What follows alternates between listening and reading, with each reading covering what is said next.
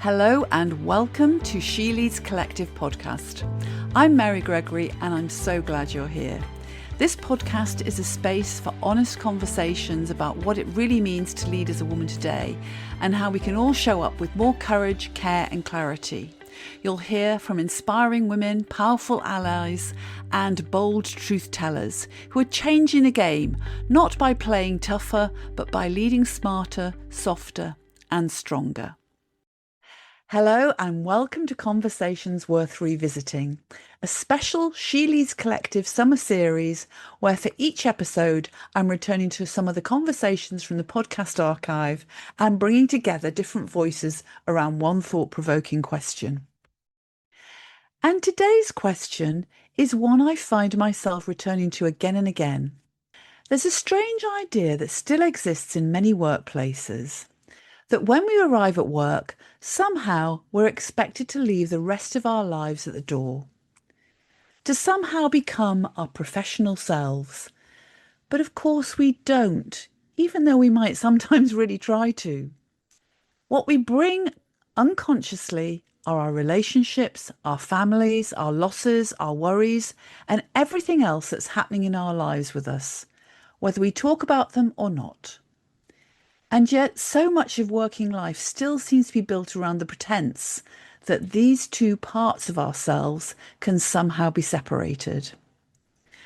So in today's Conversations Worth Revisiting, I want to ask, why do we pretend to leave our personal lives at the door? I'm going to be bringing together three very different conversations with Leila Green, Tamara Glanvill and Shelley Kay.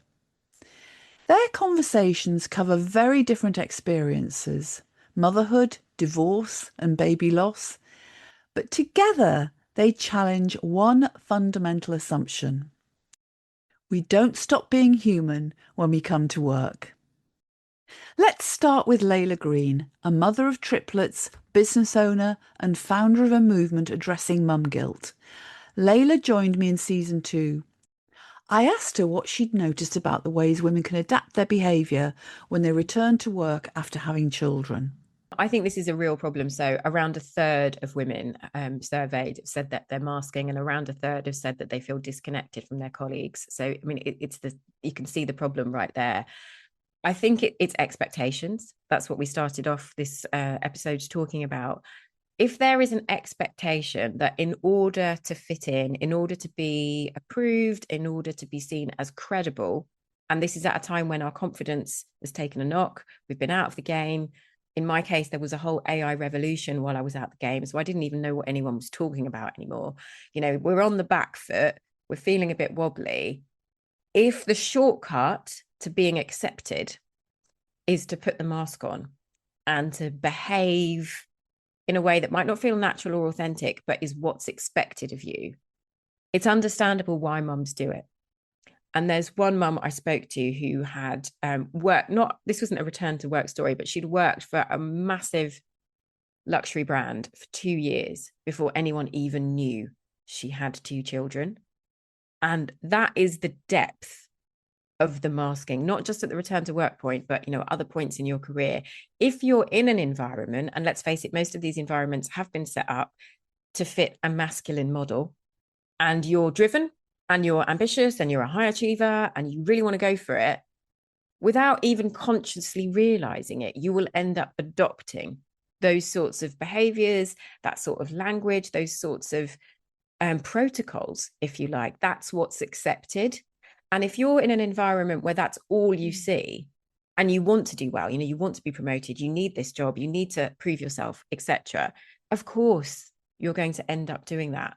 But what's actually happening is, of course, that is leading to misery and burnout because it's lying. It's basically fake.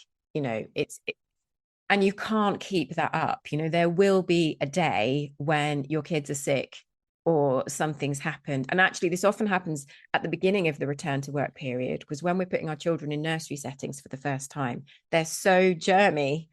And my kids, or premature kids, have like no immune system. So they're likely to kind of get sick, you know, as soon as you put them into a childcare setting. So you're just back, you know, you're trying to put your best foot forward.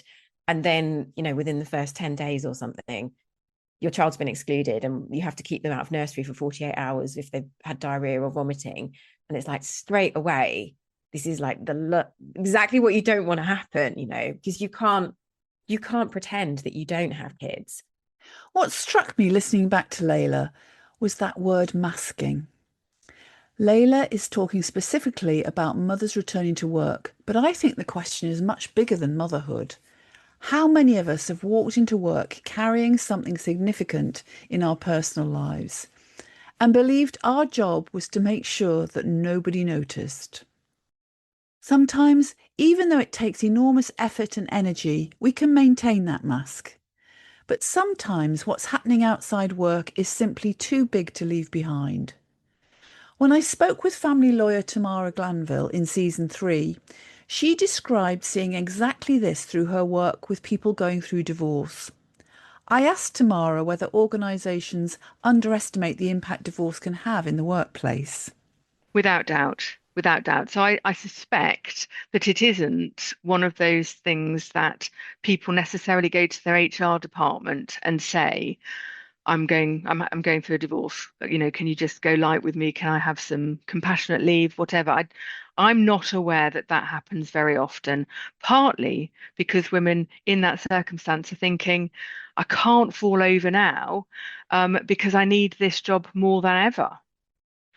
And so I think there is that sort of going to HR with the vulnerability feels very exposing at a time that you don't want to. So maybe your team will know, maybe your team leader will know, and that should be enough. But it isn't in every workplace. And not everyone owns up to it, do they? So what if I don't think so. if someone is going through a separation, what might colleagues be seeing externally that might mask what's happening internally? I expect they might see somebody that is less engaged than they were, that is taking part in extracurricular workplace activities less than they were. Perhaps their productivity has declined, and that might just be because they're finding it difficult to focus, or they're having interruptions in their workday because they've got upset children, or because their lawyer is phoning them, or they've got deadlines, throughout the divorce process itself, particularly in relation to finances or child arrangements, is very, very intense. And so the lawyers are making demands of people who are trying to hold down a job. I know that. I know I do it in the background. And so we'll be getting emails from clients at 2, 3 o'clock in the morning because that's the only time that they've got time and space to actually think. I mean, and to think that you can think at 2 o'clock in the morning is shocking. But that's what I would notice. But then I'm also hearing they're not sleeping well. Almost certainly. And so their well-being may well be in decline. Without a doubt, without a doubt. I suspect there are normal well-being traits that HR teams and team leaders will recognize. But, productivity, absenteeism, perhaps a bit more. People that have always been, had very, very low sick days, might be taking more sick holidays, because they don't want to say, I just can't get out of bed today because I just feel so sad. Or I feel so agitated because I've got this deadline that I've got to meet, or I've got a court hearing on Tuesday and I didn't want to tell anyone because I don't want to take my home life to work. So I think those are probably the telltale signs. So what do you think employers could do better to support their people that may be going through this transition? I think, given that, almost 50% of marriages end in divorce, this is a bit like 50% of the workforce will also go through menopause. It's about talking about it. It's about saying you're not the only person that's been through this. Not to say, you're not unique, but to say we understand, we have experience. You might not know that X in accounts went through a divorce 3 years ago, and we gave her 3 weeks compassionate leave around her divorce final hearing. You might not know that because nobody's going to tell you that. It's not going to be on the workplace chatter. So individuals won't know that it's okay to go to their boss to say this is happening. I'm really, really determined to keep showing up to work. But if I'm a bit quieter, if I have to take leave that, without booking it 3 months in advance, as is the norm, or whatever the arrangement is, can you just please bear with me? this will change, it won't be like this forever, but it's a massive transitional shift. One phrase from Tamara really stayed with me. I need this job more than ever. Because at precisely the moment we may be struggling most, we can then also feel enormous pressure to prove that we're still capable. And yet, what happens to us outside work inevitably affects our energy, our concentration, our confidence, and our capacity inside it. So perhaps the question shouldn't be, how do we stop people's personal lives affecting their work?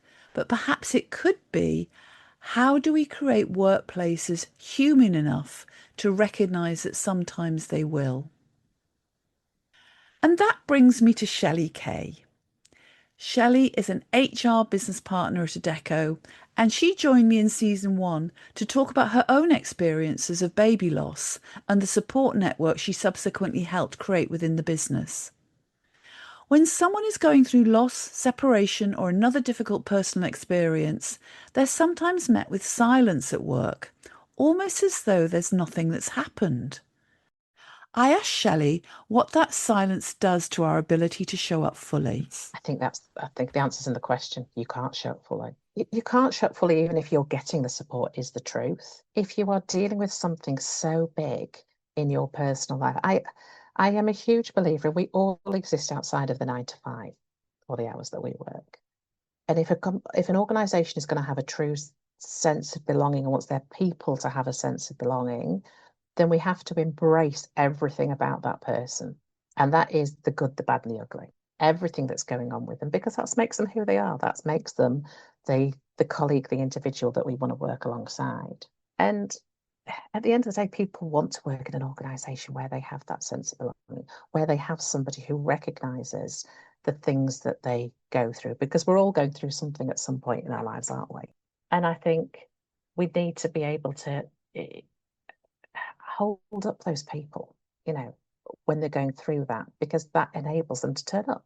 That enables them to give of themselves as much as they can give at any given time.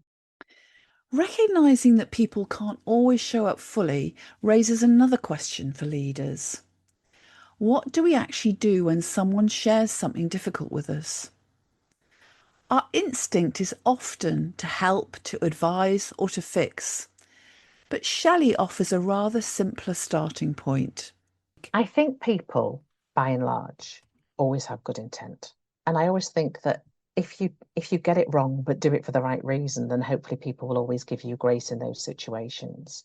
But I think and whether we're talking about baby loss or whether you're talking about anything that somebody's going through, I think the first thing to do is just to listen to somebody.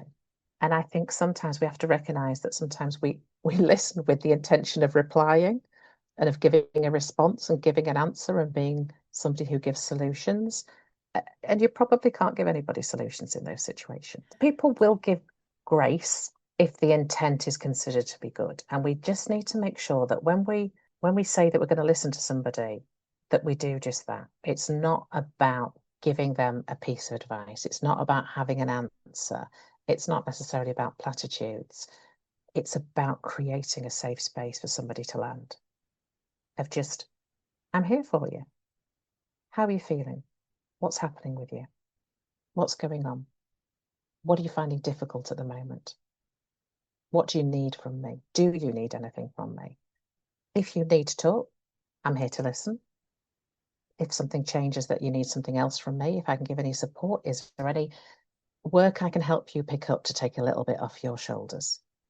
Those are the things that help people. And I think, like anything, we shouldn't be deciding who somebody is and what they need based on our experience, our own personal experience, our experience of somebody else. My friend needed me to help them with that and to talk to them about that and to offer that advice. So therefore you must need the same thing. Everybody is an individual. So we just need to be able to say, I'm here to listen and give you anything that I can in this situation. And I recognise that you're going really through something at the moment. So I really hear the importance of being person-centred, because it's not a one-size-fits-all. It's being sensitive to that individual and what they need. Absolutely. And, don't interrupt. Give somebody the time. There's something so simple, yet so powerful about listening without an agenda, without immediately trying to fix or to solve. Sometimes that can make all the difference to whether somebody genuinely feels supported. Later in our conversation, I asked Shelley what difference the support network she'd helped create at Adecco had made. Her answer for me captures what leading with humanity can actually look like. I think it sits as part of the larger piece that we're doing across all of our ED&I agenda. But I think the impact is that people know in the organisation how much they matter outside of the 9 to 5. And they know that even if they don't show up in as their best self on any particular day because of what they're going through, that there is a network to support them. And there is a grace that exists within the organisation to support them. Because on the other days, we turn up and we're amazing. Listening back to these 3 conversations, I think what strikes me most is just how unrealistic the separation between so-called personal and professional selves really is. Leila talks about the mask we put on. Tamara shows us what happens when life becomes too big for that mask to hold. And Shelley asks us to imagine something different. Workplaces where people know they matter outside of the 9 to 5. Because perhaps that's the real challenge for leaders. Not creating workplaces where people's personal lives never affect their performance. That's absolutely impossible. But creating workplaces with humanity, trust and flexibility to recognise that sometimes people simply can't be at their best. And trusting, as Shelley so beautifully put it, that on the other days we turn up and we're amazing. We don't stop being human when we come to work. And perhaps great leadership begins when we stop expecting people to. My thanks to Leila Green, Tamara Glanvill and Shelley Kay for sharing their experiences so openly. If something you've heard today has particularly resonated with you, I'd encourage you to go back and listen to the full conversations. You'll find the links for all 3 episodes in the show notes. And next week, I'll be back with the final episode in Conversations Worth Revisiting, a She Leads Collective summer series. Until then, thank you so much for listening. Thank you so much for listening to the She Leads Collective podcast.